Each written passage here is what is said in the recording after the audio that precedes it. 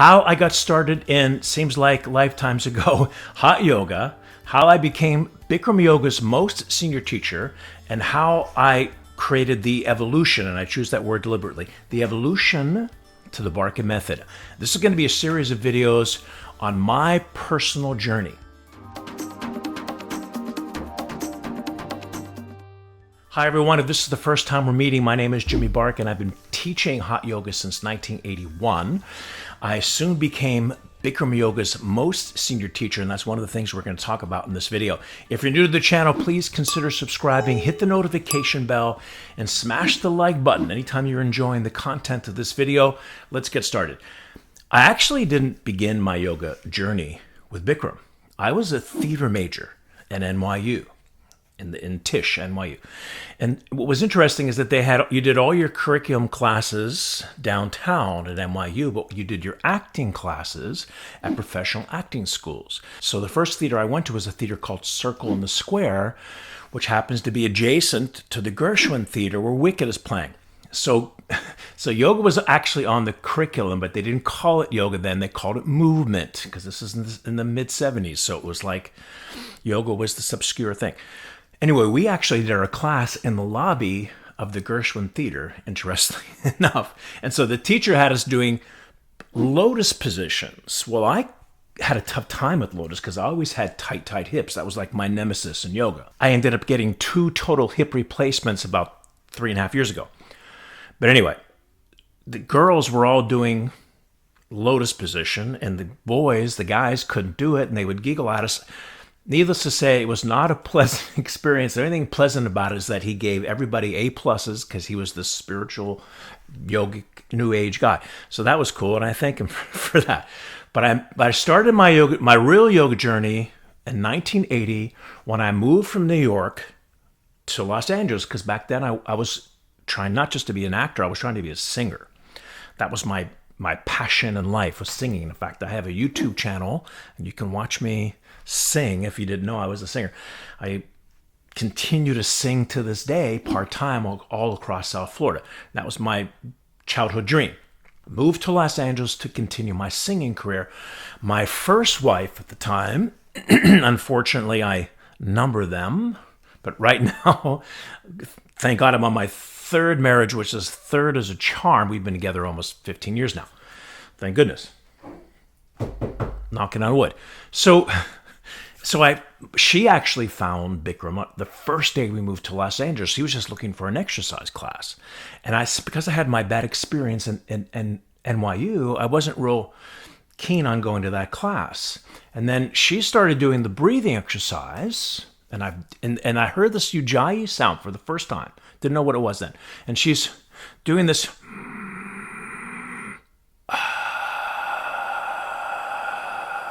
in the apartment, and I said, and something resonated with me of the way that sound was. I actually did a yoga video on yogic breathing. Check it out, especially if you're not able to make that sound, which is really important in yoga. But that's what attracted me to go to the class for the first time. So I ended up going to the class the very next day, and Bikram back then taught every class. So I go into my very first class with Bikram, and he used to like to have all the new people stand right in front of him in the back row. He used to sit on this big futon chair, and he was right in front of me. And right next to me was Emmy Cleaves. Emmy Cleaves was also a mentor of mine. And even though Bikram bestowed me later on the title of most senior teacher, Emmy was definitely more senior than I was, not in age, but in experience. I was just out there as a professional yoga teacher representing Bikram, so it was more appropriate for me to have that name. But she definitely, and I will bow at her feet if she walks into this room, it was Bikram's most senior teacher. So she was next to me too. And I always had very flexible hamstrings. So Bikram's watching me do the class, and I start kicking my leg out and standing head to knee, and I almost get it out all the way on the first try to parallel. And he looked at me and he said, "You are a woman in your last 5 lifetimes." So everybody laughed, and that's one of the things I actually will tell people that too sometimes, just for jokes. But anyway, I had a really great experience. So I'm outside in the lobby, and I felt great afterwards. And I said to Bikram, okay, first of all, when you're a singer or an actor, you're also either a bartender or a waiter. So I was a bartender out at the Los Angeles airport, LAX, American Airlines. Anyway, I said to Bikram, I'm working 5 days a week. I'll come on my 2 days off because it was really an intense exercise. I didn't think I could work and do class the same day. And he said, you must come at least 3 times a week. 3 times. Or forget it. So I said, okay, one day I'll come to the class when I'm working, and I'll just cowboy up one day and do it. So anyway, in a very, very short period of time, I started to come every single day. And then within 3 months, I started to have this, and becoming every day, which is actually a really important thing to do in your yoga practice. And we talk about how you can get more flexible in this video, where consistency is such an important aspect because you're building momentum. Meaning if you were to come to yoga every other day, you're always playing catch up. So I came every single day, and then all of a sudden, I started coming multiple times. I would come to 2 classes in a row. And within 3 months, I was doing 3 to 4 classes a day. And by coming every single day, or 5 days a week, actually I was doing 6. I was doing Monday through Saturday. Bikram didn't even have a class on Sunday back in the old days. We had Sunday off, which I actually like to do. I always tell people, if you're going to do yoga on a consistent basis, 6 days is wonderful. It's actually preferable, not 7. 5 is great too. 4 should be a minimum. 3, bare minimum. Anyway, you can check out this video. I want to talk about that, the consistency. I was able to do full expression of standing hip to knee within 3 months. That was pretty fast. I know a lot, especially for a man, but like I say, I had really good flexible hamstrings. Then I started to, then I was invited to do Emmy Cleave's advanced class. Doing that advanced class, I would sit in the back and I could hardly do anything. One, I had really tight hips, and a lot of those postures have to do with hip openers and hip flexibility. And I just sat in the back for about 6 months, tried the best that I could, and I actually started to slowly progress. Within 6 months, about a year, I started to get fairly proficient at it. And then I put it in my practice every single day. So that the consistency of doing that advanced class was very instrumental in how I progressed as a yogi, because I wasn't just subjected to Bikram's 26 postures and 2 breathing exercises. I was doing the 91 posture advanced class 3 months into my practice every single day. So I had all this other ways of moving the body, all the other ways of range of motion. I always thought that if you're just going to subject your students to the Bikram beginning class, the 26 posture class, they'll get stronger, they'll get flexible. It's very therapeutic, and it can be miraculous. But what happens is if they're just doing those poses, I believe that a different rigidity will set in. So if you take a Bikram yogi that only does 26 poses and he's in triangle, now you put him in a posture like revolving triangle, taking the spine the other direction, they're going to have a lot of difficulty doing that pose because they're not used to that range of motion. So we're going to talk about this later on and how I came up with the Barkan method. I wanted to introduce postures that introduced more ranges of motion for people to create more freedom of movement. It's part of the evolutionary process. We'll talk about it later on. But it was smack in the middle of Beverly Hills. So Bikram became known as the yogi to the stars because the person that, now we're going to go talk a little bit about Bikram and his beginning journey. The person that brought or sponsored Bikram to come to the United States was a very famous actress, singer, dancer named Shirley MacLaine. If you were a little bit younger, you may not remember who she is, but she was in movies like Terms of Endearment. She was in a lot of movies with Frank Sinatra and Gene Kelly. She was on Broadway. She was on Vegas. She was a massive star. So she introduces Bikram to the whole Beverly Hills scene, and it catapulted his status in California. So all the stars were coming to the class, and at first I was starstruck. I was saying, we had Raquel Welch in our class every day. We had Martin Sheen coming to the class on a regular basis. When Quincy Jones was producing the Thriller album, Quincy Jones is a big Bikram person. He still does Bikram yoga to this day. In fact, if you saw, they had a Netflix documentary on Quincy Jones, and he was doing yoga and in his 80s with Bikram's daughter, La Jubanti. And you can see it in the Netflix video. Quincy Jones was producing the Thriller album, was a double album, and he was telling me, because we used to talk back in the dressing room, that he was pressured to get this album in before the Grammy nominations because Michael was upset about the album they did before, Off the Wall, when it didn't get the accolades that they wanted. He got a whole bunch of R&B accolades, but not on the pop charts. So Quincy tells me he made sure that he was in the yoga class every single day, because if he was in the yoga class in the morning, it would cut off 4 hours of studio time for the rest of the day, because he was so much sharper and clearer on what he wanted to do and put him on his task. A friend of mine and I grew up in Pittsburgh. A friend of mine from Pittsburgh was living in Los Angeles at the time, and I kept telling him Raquel Welch is in my class every day. He wanted to see her so bad, so he came to class with me every single morning, 5 days in a row, and every single day she did not show up. And the poor guy, and he was having such a tough time. You could see him in between the Cobra series, he's like on the floor. After the 5th day, he says, "You know what? I don't care if she comes tomorrow. I'm not coming anymore. This is just way too tough for me." Just wanted to share that story with you.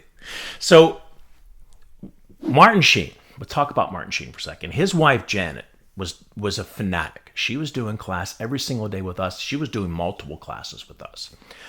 And at one point, she talks Martin into doing yoga when he's on his movie set. He was about to do this movie. It was called Man, Woman, and Child with Blythe Danner. So Bikram and Martin and I, we get together, and Martin arranged in his contract to have an hour and a half yoga break every single day. So I would go out on location. It's really cool. We had location out in at the University of California, USC. We had to go to a football field once because they were outside. We had to do it outside. And at one point, we were in a house in Santa Monica, and we tried to figure out where we could go. His co-star was Blythe Danner. So she lived right around the corner. So we went to her house for the lunch, and she ended up doing yoga with us. And a couple of the cast members were doing yoga with us, and some of the grip members were doing yoga with us. And at one point, the director gets on the walkie-talkie. He says, "Where are all my people? We gotta get out. We gotta get started here." But it was in Martin's contract that he had his hour and a half of yoga. So, and I love the story too, and I sort of date myself with it. I remember we're doing yoga at Blythe Danner's living room downstairs, and in the banister on the second floor, her 2 children were looking down, her 2 daughters, I think it was 2 daughters, looking down at us doing yoga, and one of the daughters was, if you know who Blythe Danner is, Gwyneth Paltrow. And she was like, I think 10 years old at the time. She ended up being a huge yoga advocate in the last few years. I don't know if you've heard about that or not. Anyway, teaching Martin, it was a huge confidence builder for me, because here I am going out on the set, on location, teaching Martin Sheen, and he was extremely gracious. He had none of this ego star thing happening. He was just so humble and so gracious and generous. So hanging out with all the stars every morning was pretty cool. And then at one point, Bikram had an apprenticeship teacher training program. He didn't really start his formal teacher training program until 1994. So this was 1981.